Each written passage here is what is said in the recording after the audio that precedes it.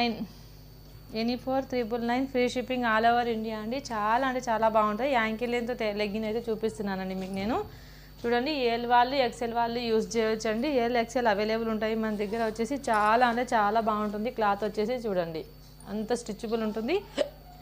చాలా అంటే చాలా వరకు సేల్ చేసినాం మనము. చాలా సూపర్గా ఉంటాయి. Any 4,999 free shipping.